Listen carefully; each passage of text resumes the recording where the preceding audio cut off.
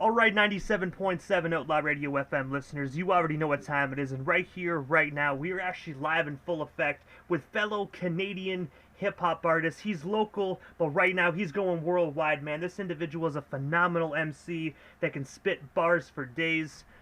He is none other than Savage James, straight out of Ottawa, Ontario, man. How are you doing this evening? I'm doing great. How are you doing, DJ Immortal? I'm doing great, man. I gotta say, man, first and foremost, it's definitely an honor, man, to have you here on the radio station this evening. Definitely an honor, man, to welcome Ottawa's finest. Thank you. Thanks for having me on your show. Hey, man, you are most certainly welcome, man. But I know you're a busy guy, man, so I'm going to jump right into this. But I want to take you back to the very beginning, man, and I have to know, man, what made you decide to get into the music industry initially, man? Because you're so gifted at what you do. Well, let's say first, when it came to music, I've been doing music my whole life, but when it got me interested into actually getting into the music industry was seeing my friends like actually doing the things that they wanted to do, like for instance, getting their music on streaming platforms, doing shows. So then I was like, yeah, okay, all right, I think I should take it to the next level and definitely start putting my music out there instead of just doing it for fun. And I gotta say as well, man, like, what is your take on them streaming services, man? Because I know, me personally, I'm not an artist, but I've heard some horror stories, man, where people can get millions of views and only get like enough for like a McDonald's cheeseburger or something like that. Yeah, to be honest, well, at the bottom of the poll, you don't really see or touch so much. It's more about the fact that if you have your music on Spotify and Apple Music, it just makes it easier for people to listen to your music. So I just like label websites having me set up, or at least right for now, to be able to at least get my music out for quite cheap, you know? And also, man, while doing my research for this interview, man, I've learned quite a few cool things about your career, man. But I want to take you back to October 1st of 2011, man, where you were actually featured on King of the Dot main events, Capital Invasion, man, where you actually went against Fork Farm. I was wondering if you can tell us a bit more about that battle, and of course, how did you originally get connected with KOTD? I think the story behind it is a little different. I actually had a battle. I think it was called Ground Zero event in Ottawa, and it was against a guy named Gravity. And I actually did not want to do a rap battle, to be honest. But my friends, they had a friend who was Charles, aka Gravity, and he needed like an opponent to go up against for the Ground Zero event. And like they really convinced me, and I was like I didn't really still want to do it, but I still did it because like A, it got my name out, and B, they needed a hand. So I was like, yeah, why not? I'll help boy else and see what it's like. It's a different margin of hip hop, but you know, it was still fun to do nonetheless. And I gotta say as well, man, King of the Dot evolved so much throughout the years, man. I remember being in high school and watching those on YouTube, man, and just watching that company go from like outside of a high school to like actual nightclubs and arenas, man. It's just crazy to watch something like that from our local area just evolve so much. Yeah, exactly. It's crazy. And I have to ask, was that the only time you actually participated in King of the Dot, or did you actually do other battles as well? I didn't do other battles, but I've definitely done other stage stuff before I switched my name to Savage James. So when I went by Alias, which was back in the day when I also did the KOTD battle, I also used to MC at like Babylon and Ritual and all these random clubs as a drum and bass MC, or technically like a techno and drum and bass and house and all that type of random music, and I would be an MC, and I'd be basically freestyling for like my buddy's entire set, which could be like anywhere between like an hour and a half, and I would be MCing and freestyling for him on stage, and like I used to do that, and I used to go by MC Alias. That was fun. And also as well, man, I have to ask, what actually made you decide to actually switch your name from MC Alias to Savage James? I just noticed myself being a little more blunt and direct, trying to grind to the top. So basically what I did was I noticed, like, I've always been a savage person with, like, just the way that I say things and whatnot. And, like, James is my middle name. So I figured I'd squash that together. Boom. Got a nice Savage James sandwich. And then basically, my old name, alias, like, it just seemed too bland, so I wanted something that stood out a little more. And also as well, man, when we're still on the topic of like performing on stage and whatnot, in 2019 you actually had the opportunity to open up for Dax at the Babylon nightclub, man. I was wondering if you can Yeah. actually tell us a bit more about that concert.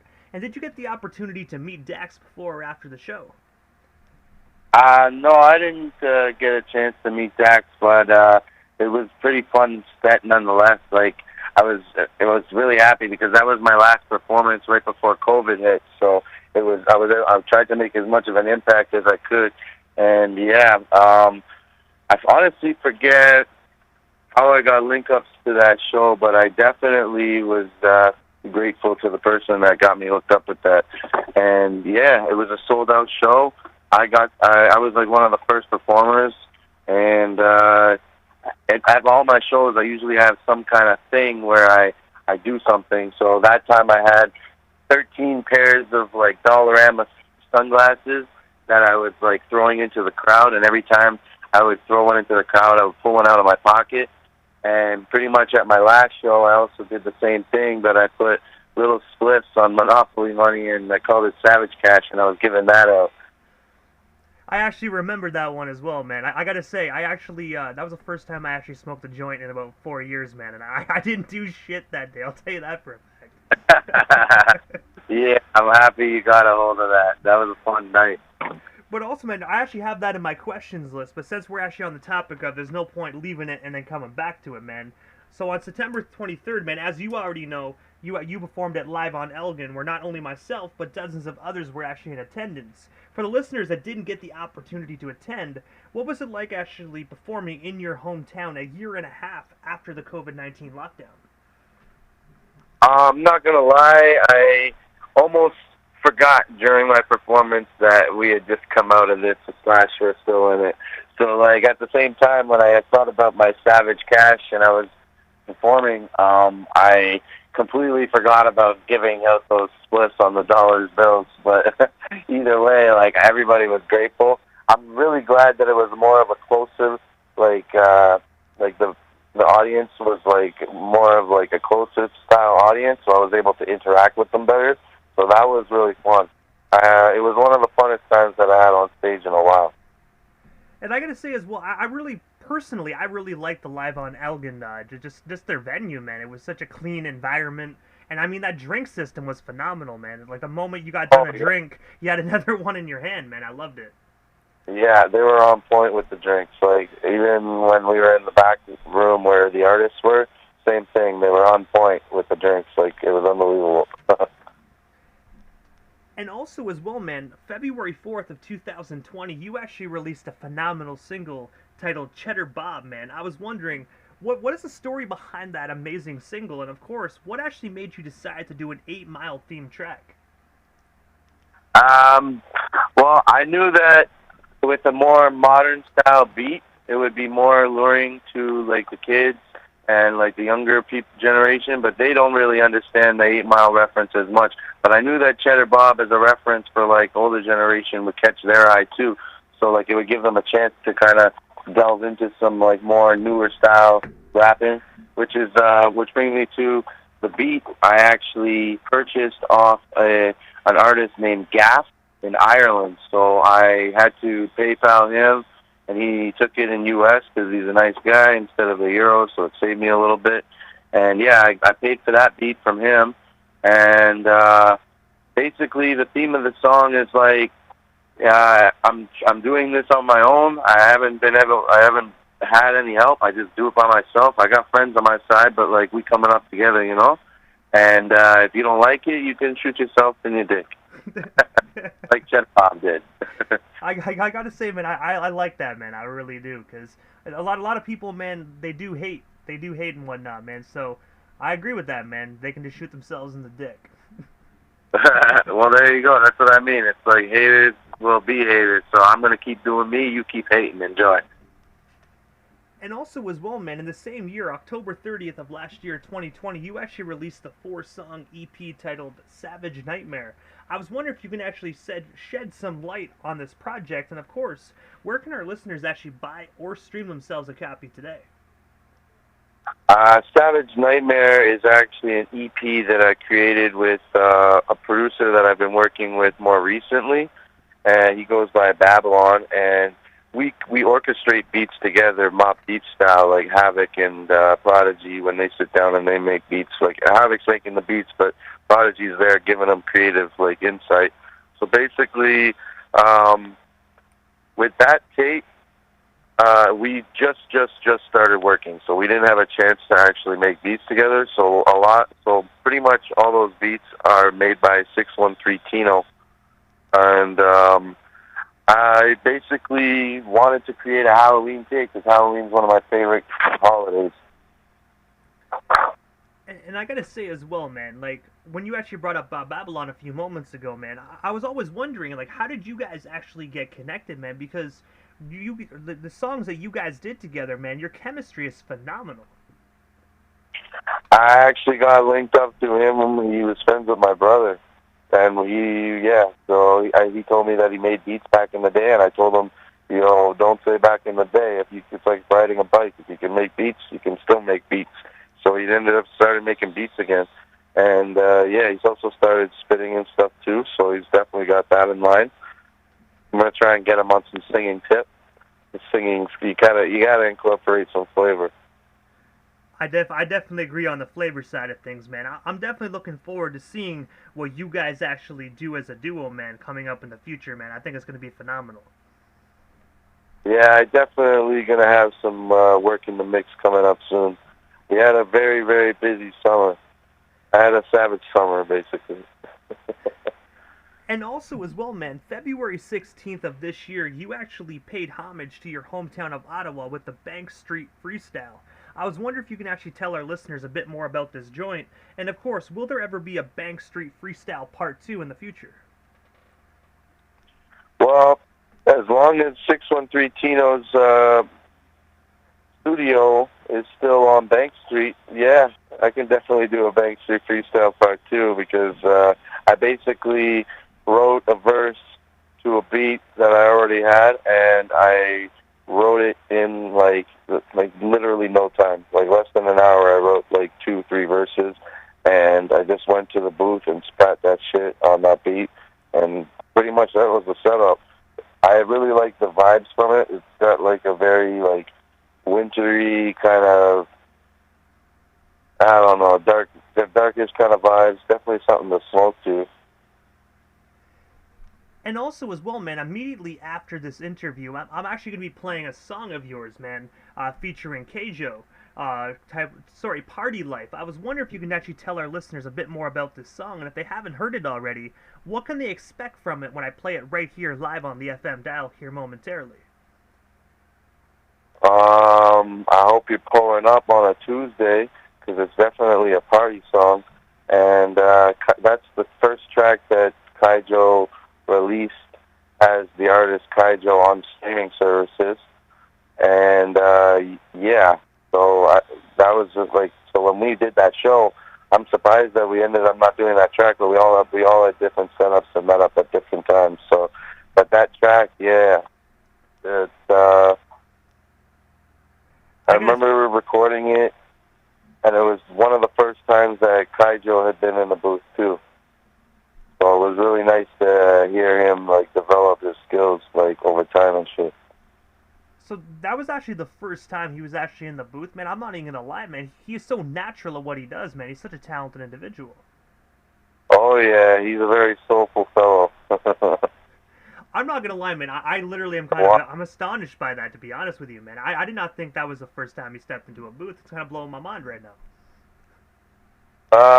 Yeah, like I said, like I've seen him develop over time, and he's just gotten a lot more confident in the booth too. So like, he had confidence in the booth that first night, and I just see it resonate. But also, man, what is next for yourself, Savage James, man? Is there anything we happen to miss during this interview? Anything else you still want to talk about? or promote, well, we still got you here live on 97.7 FM this evening. Yeah, I got some work in the mix. Definitely want to try and work on an album, but like albums are not really good to do as artists when you're not fully like developed into like on major streaming and like like distribution labels and stuff. So honestly, I might be honestly just making a nice little EP or something. Something about like 8 to 10 songs, nothing too much. Hey, I gotta say, I definitely think the fans will definitely enjoy about an 8 to 10 song EP, man. Personally, I know I will. I'm definitely looking forward to that when it is finished and on the market. Hey man, my first EP was 2 songs. My second one was 4. I think my third will have to be 8 then. But also, Savage, this is the time in the interview, man, that I give a chance for the individual that slides into the radio station airwaves, just like a chance to give, like, shoutouts to whomever they want to give shoutouts to, but most of all, your social media handles. That way our listeners can follow you and stay updated on everything Savage James if they're not already doing so.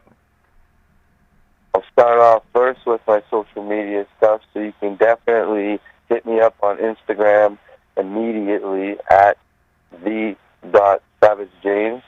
Pretty much just punch in Savage James, you'll see me pop out right away on Instagram. And if you want to check me out on Facebook, I honestly don't mind. The more the merrier. Jesse James Sharon, add me up. Also, not that big on Snap, so I only do Snap with people personally, so forget that one. Definitely IG. Definitely add me up on IG. Savage James, or the.savagejames. And let me give a shout out to 613 Tino Bambino. Definitely gonna come visit you soon, bro, because I need to hit up the booth, and he's a day one. And I also got a shout out to my boy Babylon. I also got to give a shout out to my girl Amina. She a cutie. She a baddie. Love you. Also gonna give a shout out to any of the haters. You can go Cheddar Bob yourself. Also give a shout out to my boy DJ Immortal. Always killing it on the radio. Hey, man, I appreciate the love, man. I really do. And I gotta say, thank you, man, for actually just giving us a bit of your time here this evening and just blessing my radio station airwaves with some of these dope stories and, of course, some of these amazing projects, man. Hopefully down the line we can make this happen again sometime soon.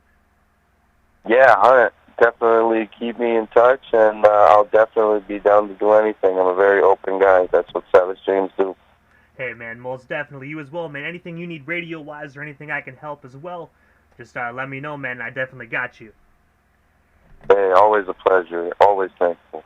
Hey, man, you're most certainly welcome, man, and definitely have yourself a wonderful night out there in Ottawa, man. You too. Stay lit. Not Travis Scott style. He's got a lot of lawsuits coming his way. Yeah, definitely not, man. We got to keep it positive. You know what I mean? Not that kind of positive. Stay lit before Astro World style. Most definitely, man. I agree with that, man. Definitely. Thank you so much again, Savage, man, and we definitely shall talk soon. Have a good night, man. You as well.